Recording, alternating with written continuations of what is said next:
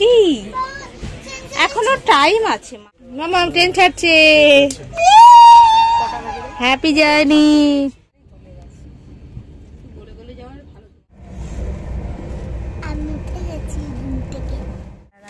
আমার সারা রাত ঘুম হয়নি, আমাদের কারোর ঘুম হয়নি, শানভিও সারা রাত ঘুম হয়নি। আমরা রেডি হয়ে গেছি, এই যে তিনজন বসে আছি, এখন আমরা গাড়ির জন্য ওয়েট করছি। আমরা কোথায় যাচ্ছি? কুলু মানালি।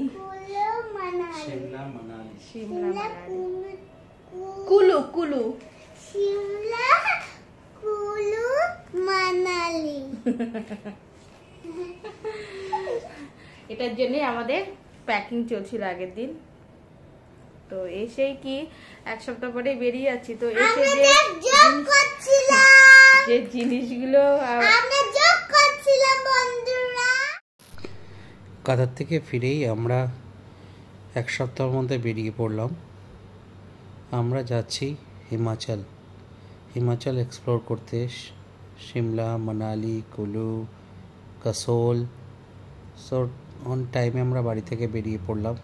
এখন আমরা রাস্তায় অন দ্য ওয়েতে গাড়িতে করে যাচ্ছি হাওড়া স্টেশনের দিকে। হাওড়া স্টেশন পৌঁছতে আমাদের আর বেশিক্ষণ সময় লাগবে না।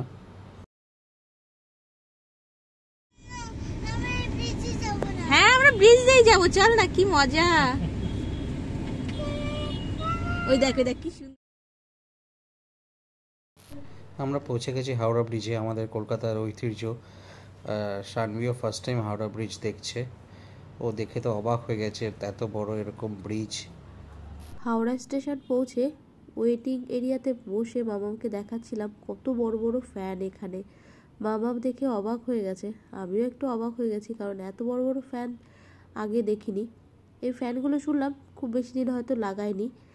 যাই হোক, হাওয়াটা বেশি ছিল না, তবে ফ্যানগুলো ঘুরছে দেখে বেশ মজাই লাগছিল। মামামের জন্য পুরো ব্যাপারটাই নতুন, তাই ও বেশ এখনো টাইম আছে। মা বাবা কোনো একটা উঠে যাবে, হ্যাঁ, তারপরে চলে আসবে এখানে। হ্যাঁ হ্যাঁ, না না, অন্য ট্রেন না, এই ট্রেনে অন্য কোনো বগিতে উঠে যাবে, তারপরে পরে চলে আসবে এখানে। হবে হবে কেন?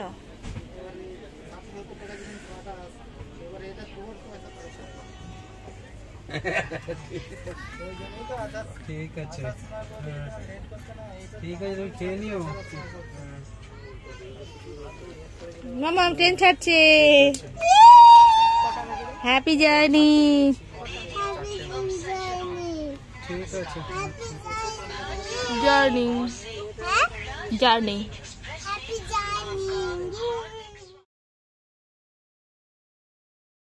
আমরা রাজধানী এক্সপ্রেসে করে যাচ্ছি, আর এটা হাওড়া থেকে ছাড়ছে, নিউ দিল্লি পর্যন্ত যাব।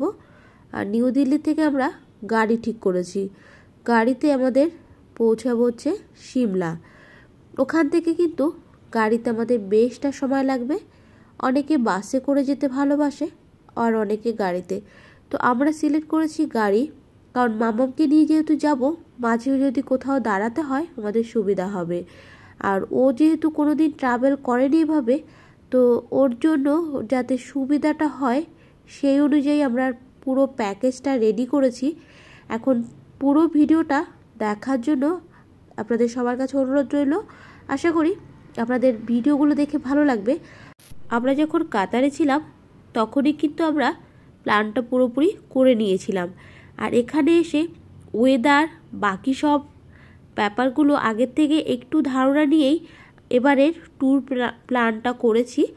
আর যেহেতু বাচ্চা নিয়ে আমরা তিনজন যাচ্ছি, তো প্ল্যানটা একটু ঠিকঠাক না করলে রাস্তাঘাটে অনেক সমস্যা হতে পারে।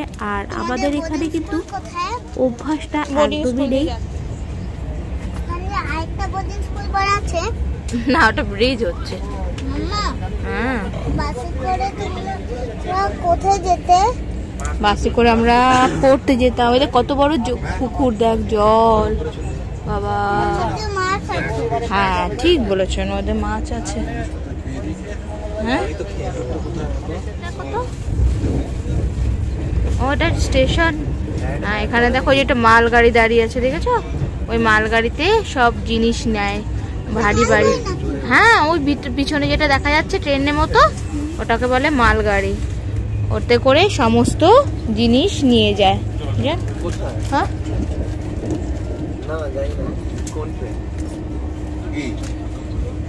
এটা কোন স্টেশন বলো তো? ডানকুনি জাংশন।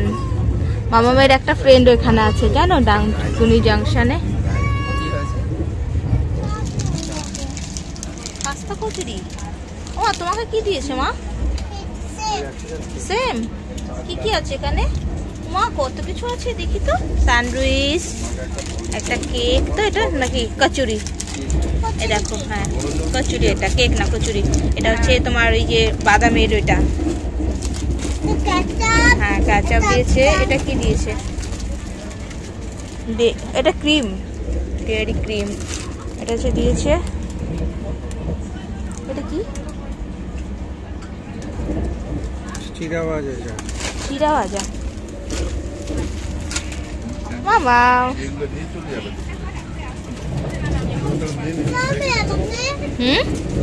খেতে পারবে?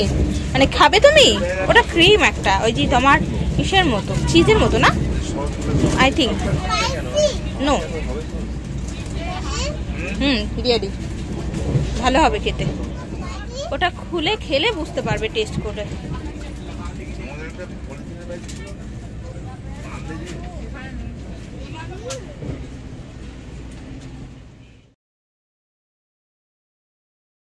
আমাদের ট্রেন টাইম ছিল 4:50, আর ট্রেনটা কিন্তু বেশ রাইট টাইমেই ছেড়েছে, আর এখনও পর্যন্ত বেশ ভালোই চলছে।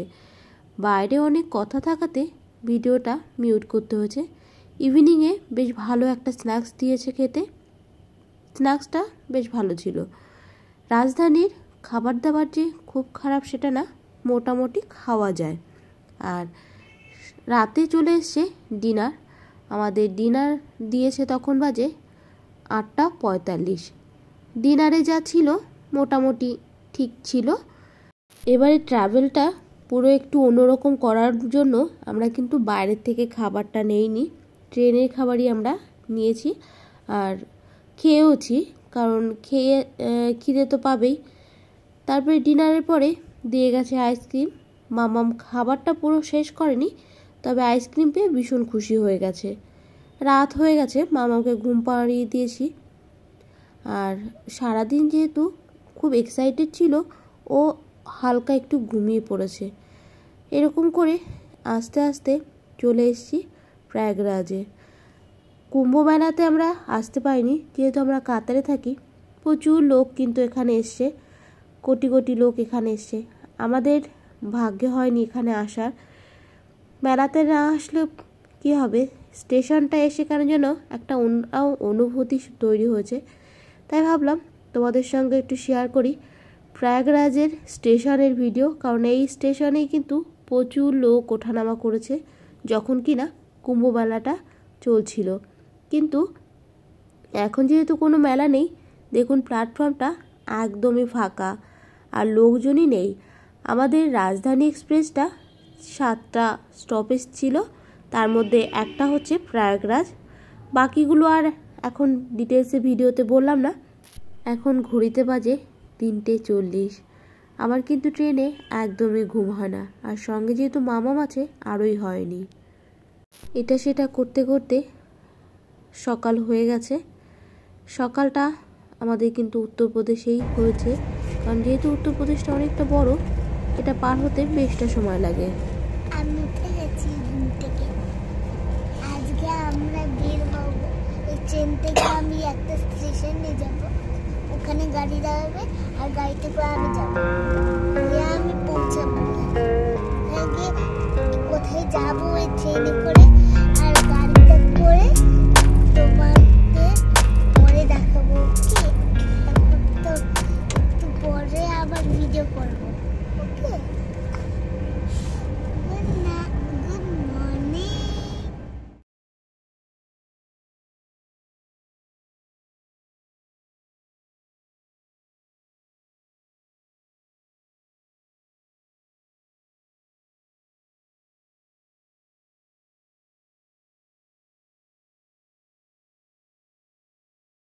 সকালে ঘুম থেকে উঠে ব্রাশ করে ফ্রেশ হয়ে নিয়েছি আমরা সবাই। রাজধানী এক্সপ্রেসের ওয়াশরুম কিন্তু খুব যে পরিষ্কার ছিল সেটাও না, আবার খুব নোংরা সেটাও না, মোটামুটি ছিল। তবে অসুবিধা হয়নি, কারণ বারবার পরিষ্কার করে দিচ্ছিল, আর যখনই পরিষ্কার করছিল তখনই আমরা ইউজ করেছি। ট্রেনের মধ্যে একটু তো সমস্যা হয়, তবে অ্যাডজাস্ট করতে সবারই অভ্যাস করা উচিত। কথায় কথায় আমরা কিন্তু পৌঁছে গেছি দিল্লিতে। আমরা একটা কুলি ঠিক করেছিলাম যে কিনা আমাদের বাইরে পর্যন্ত নিয়ে যাবে, কারণ আমরা সবাই খুব টায়ার্ড হয়ে গেছি, রাতে কারোরই ঘুম হয়নি, মাম্মামও কিন্তু পুরো ঘুমটা দেয়নি। ট্রেনটা একদম রাইট টাইমে ঢুকেছে, খুব ভালো আমরা এসছি। আর ট্রেনে কিন্তু আমাদের বেশি কোনো সমস্যা হয়নি, শুধুমাত্র আমাদের ঘুমটাই হয়নি, এই যা সমস্যা। নিউ দিল্লিতে পৌঁছে এবার আমরা চলে এসেছি গাড়িতে। আমরা নিউ দিল্লি চলে এসেছি। আমাদের কিন্তু সারা রাত আমার সারা রাত ঘুম হয়নি, আমাদের কারোর ঘুম হয়নি, শানবিও সারা রাত ঘুম হয়নি। সকালবেলা ট্রেন থেকে নামার আগে ঘুমিয়ে পড়েছিল, তাই ওরও ঘুমটা ঠিকঠাক হয়নি। আমার তো চোখ মুখ কালো হয়ে গেছে ঘুম হয়নি বলে। তোমার কি ঘুম টুম হয়েছে রাতে? কোথায় ঘুম হলো তুই দেখলে তো? বলছি তো আমাদের কারোরই ঘুম হয়নি, ও সবুও ঘুমায়নি। কোথায়? সিমলা। আমরা এখন নিউ দিল্লিতে নেমে গেছি। গাড়ি পাঠিয়ে দিয়েছে পিকআপ করার জন্য। কুলু মানালি ট্রেন রাইট টাইমে ছিল একদম। গরম লাগছে। হ্যাঁ দাঁড়াও, আসো। এটা হচ্ছে নিউ দিল্লি, এই যে বাইরেটা। আমরা এখান থেকে গাড়িতে উঠলাম, আর এটা হচ্ছে স্টেশন। এই যে আমাদের গাড়িও কিন্তু এসে ওয়েট করতে হয়নি, আমরা রাস্তায় যে এসে ওয়েট করেছি খুব বেশি সেটাও না। আর ট্রেনটাও খুব ভালো এসছে, তাই না গো? ট্রেনটা ভীষণ ভালো এসছে, মোটামুটি ঠিকই ছিল। আর শানবি, তোমার কেমন লেগেছে মা ট্রেন জার্নিংটা? হ্যাঁ, ও তুমি এই হনুমানজির কথা বলেছো? আমি বুঝতে পারিনি মা, ওই হনুমানজির কথা বলেছে। দিল্লিতেও অটো আছে, টোটো আছে, এই দেখো একই রকম সব।